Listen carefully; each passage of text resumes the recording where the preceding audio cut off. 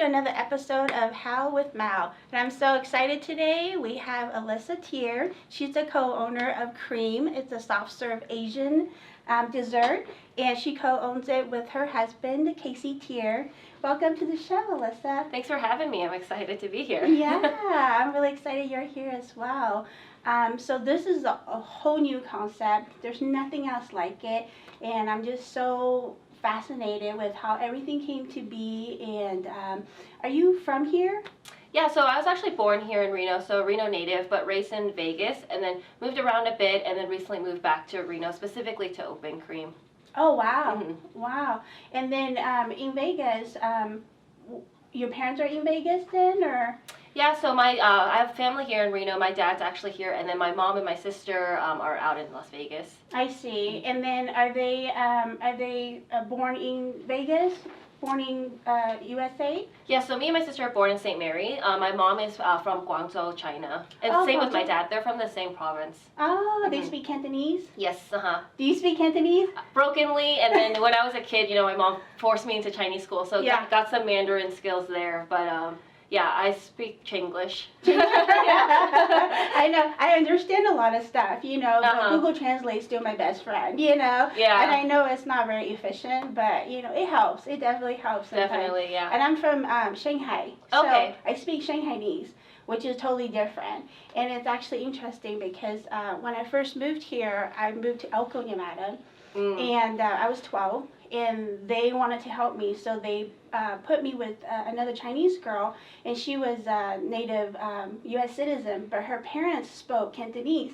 But little did the teachers know it's completely two different languages. Yeah, they're like, oh, you're Chinese, just put them all together. Right. So it was really nice, but I did not understand anything that, she was trying to communicate with me. But anyway, but so yeah, I think a lot of people just don't understand the dialects are just so different. Yeah. So there's obviously a lot of fun places to eat in Vegas and things like that. So is that how the idea kind of came to be, or? A little bit, yeah. So me and Casey, my husband, we're big foodies. We love, we grew up in with a lot of diversity. Casey's actually from LA, like the 626 region.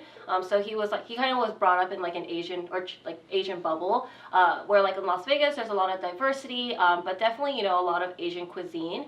And then we moved to Denver together, and we definitely, when we moved to Denver, we felt like, okay, this is the first time we felt a lack of diversity, and we were kind of pondering if we want to open our own like shop or anything like that to like kind of bring new cuisine to an area, but it was just me and him out there exploring, doing our own thing, but so we decided to move back to Reno to kind of do it here, because also similar to Denver, Reno had a lack of diversity and a little bit of a gap in the market, but since we have family here, we thought it'd be a little bit like easier, have like emotional support, everything like that, so that's why we moved back to Reno to open KRÄM. Oh, I see. And when you decided to open up KRÄM, what were the thought process that you went through? I mean, were you scared because it is so different, or were you excited? And did you do some research to see how it would pan out? Yeah, all of the above. It's a roller coaster of emotions. Exactly, yeah. And then, starting from ground up is just like, dealing with construction delays, and then like we were already like uprooted and moved here, and then it's like, okay, we like had to push KRÄM out a while because there was lots of delays and all this other stuff, but it was funny because this is probably not the best story for like our expertise, but yeah, we were like testing a lot of stuff, and me and Casey, we love soft serve, we love Asian desserts. That's something that, whenever we travel, we crave it, and Casey's been in the food and beverage industry his whole life. My background's marketing, so I kind of wanted to put that together. We wanted to have like a really cute restaurant, a cute product that was Instagrammable, but we wanted to make sure that, the Instagram might get you in the door, but we want to provide a high quality product that people come in, they can try it, and they actually would love it and enjoy it and then return, right? So that was kind of like the balance that we wanted. But yeah, so back to the story, the embarrassing story. So we test a lot of stuff at home, and we had like our own little like home ice cream machine. We tested all this stuff in there. We were so ready, we were excited, but a home machine is completely different from a commercial machine. So we like had our recipe ready. We finally got the commercial machine, which, it's really technical, but you need like a different type of power box, all this stuff. So finally that was hooked up at KRÄM, and we started testing it, and our ratios were just not panning out in the commercial machine, and we pretty much made matcha butter. And we were panicking. I was like, oh my gosh, like, we don't, like, this is just butter. Right. But yeah. You're churning them, yeah. Yeah. But yeah, quickly we were able to fix it, but it was pretty funny at the time. I was like, it's not pumping out. So. And then when it comes to flavors, I think last time I was there, I had the chai tea, the chai flavor, and you have the ube, right? Mm-hmm. Is that how you say ube? Yeah, so we pronounce it ube, but ube. And then right now you're having black sesame. Yeah, so yeah, actually right now we have the Thai tea, matcha, ube, but it's always changing at KRÄM. So yeah, so we try to do Asian inspiration or soft serves inspired by Asia, but we also, you know, since we want to be really inclusive, we do flavors from, you know, we kind of pick and choose from other places that we're familiar with.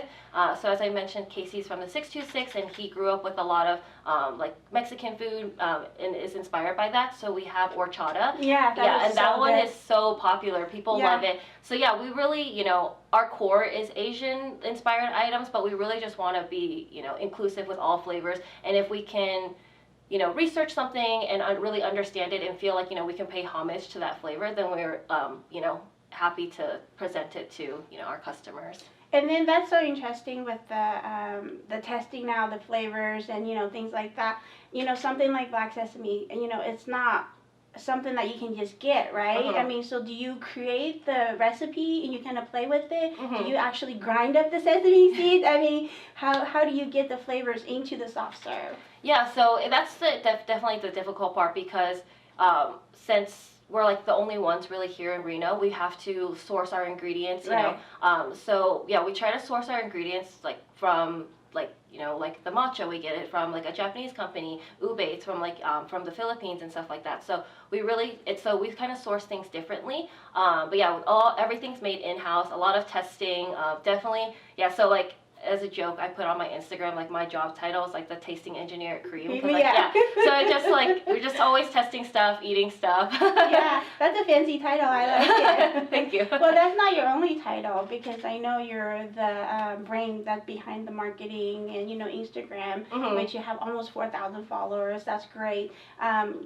Can you share about, you know, what your strategy was, you know, how you built that, and, you know, the whole brand, you know, when you're thinking about KRÄM, what did you want, or when other people thought about KRÄM, what did you want them to, you know, associate that with? Yeah, so yeah, my background is in marketing, went to school for marketing, and I really, at the time when we were opening KRÄM, I was working for a technology company. It was really fun, but B2B, kind of dry, stuff like that. So I really wanted to create a fun brand kind of as a creative outlet, and that's kind of how KRÄM came about. So like, me and Casey would like sit at home and like draw, I would like scribble like logos and like ask him like if he liked it. And yeah, we kind of settled on the name KRÄM because it was really, you know, simple. We wanted to make sure that people understood, you know, just by driving by. And yeah, I kind of just like pulled inspiration from like looking at different ice cream shops, seeing what was hip, what was fun, what I could bring to the market. KRÄM's a little bit cheeky, you know, we have the sign. I licked it, so it's mine. Yeah. And like, our Instagram captions are a little cheeky, so we like to be fun. You know, we like to be, you know, welcome families in and everything, but we still like to be like a little sassy sometimes. Yeah, of course. It's ice cream. It's soft serve. Yeah, you gotta have fun. You know, you gotta have a good time with that, definitely. And then, what do you feel like is the biggest obstacle so far? You know, since you moved here, starting KRÄM and everything. Yeah, I think there's been, you know, the obvious answer probably COVID. Right. So there's that, and then, you know, we're a seasonal product, so that's kind of been difficult too. You know, a lot of people enjoy ice cream in the warmer seasons, so we're thinking about, you know, how we diversify our menu in the winter time. How do we still capture people to come in during our slow season? And then, you know, KRÄM is really interested in expanding, and we were pretty far along in bringing on a food truck, because we actually have a lot of customers that come in and ask us to cater weddings and events, and then we would think, like, for us, we would love to immerse ourselves more in the community and like cater weddings and stuff, and it'd be really, really fun. But yeah, there was a lot of issues with the vendor, and then at the end we had to actually pull away from the vendor, and we lost a lot of time and commitment that we put into that, and then it pushed us back. But then COVID happened, so maybe a blessing in disguise. So there's less events now. I see. And then where do you see KRÄM going moving forward? You know, that's kind of on pause for now. Yeah, so we definitely want to, continue with getting a food truck. That's something that we're still interested in. So that's one part, maybe opening a second location. We're also just introduced honey toast at KRÄM, so brand new this week at KRÄM. Is that the square cake that I saw on your Instagram? Yes. That looks so good. Yeah, so that's super popular, in the Asian culture. Yeah. So it's made with Japanese milk bread, and it's like this really fluffy white bread. The inside's like really soft. It's like a pillow, but you toast it up, put like butter. Oh my gosh, in I'm it. hungry. It's delicious. Like I can eat a whole thing, which you probably shouldn't, but or share it, or eat it by yourself. It's fine. It tastes so light and fluffy. There's no calories in there, right? Exactly. There's no such thing as COVID calories. So. Right. Yeah.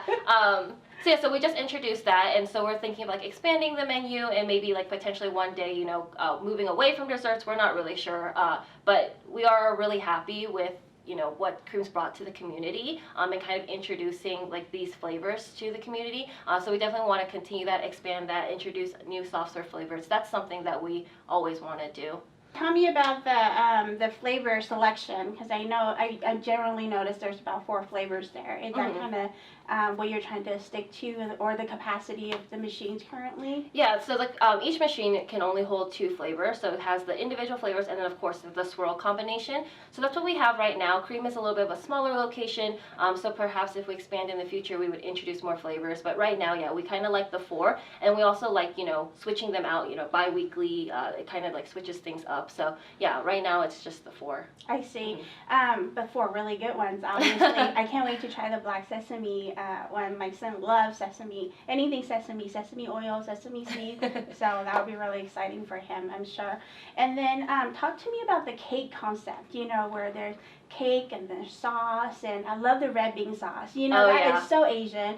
And then your husband background, he's Chinese as well, or? So my husband, he's Cambodian Chinese, so his family migrated to Cambodia, but yeah, fully Chinese, just like myself. But yeah, different background, different province in China. Chuchao, China is actually where he's from. So completely different dialect. So yeah, I can't understand, his dialect whatsoever. And then what was the other question? Oh, the cake and how it came to be. Yeah. So do you guys bake the cake in in-house? So yeah, everything's made in-house except the condensed milk sauce. But yeah, red bean sauce, everything made in-house. Cakes made in-house. We spent a lot of time on that to find, the right consistency of the cake, because we wanted to make sure that it was really soft and moist, but we didn't want it to get too soggy because, there's the sauce on it and the ice cream on it. So yeah, we definitely took a long time to test everything, to get everything perfect. But the concept was inspired in Japan. So a lot of desserts in Japan, they're parfait style. So it'll have a lot of fruit and yogurts and custards on the bottom, soft serve ice cream on top. But we really wanted to introduce something that would be more towards the American market, and that's how we substitute it with cake. Oh, that's really interesting. Yeah, because I've never seen anything like that, the combination, and so that's really neat to see that. So you can pick and choose your flavors and your sauce, right? Yep. And then you guys have a menu that what you recommend would be good pairings. Exactly, yeah. So we have a lot of flavors that are new to the market. We want to, show you like, okay, this is what we think is the best combination, like the red bean with matcha, a classic pairing in Asia. Yeah. But yeah, people mix it up. They, create all these crazy things. Our black sesame, which, has like a roasty, like nutty flavor. A lot of people like to mix it with the strawberry sauce and like do like a PB&J kind of combo. Ooh, So yeah, there's lots of like fun things when people like make their own. Yeah, that's a really good idea. I can see that would be really good. Yeah, because then it's nutty, then you get something sweet and fruity all at the same time. That's really interesting. I'll have to try that, definitely. And then, so what else is on the agenda, for you guys, moving forward? I know, you talk about you still do want to do a food truck. Do you want to do more flavors? Do you want to get more machines? I mean, where do you see yourself expanding, at the current location? Yeah, I think at the current location right now, we're kind of like focusing on the honey toast, seeing how that goes. People have, so far this week, they've been super receptive. Everyone's really, really excited. So we're probably going to be focusing on that for a little bit. But yeah, in general, a lot of our energy probably in the next few months will be bringing on and like starting the process again for the food truck.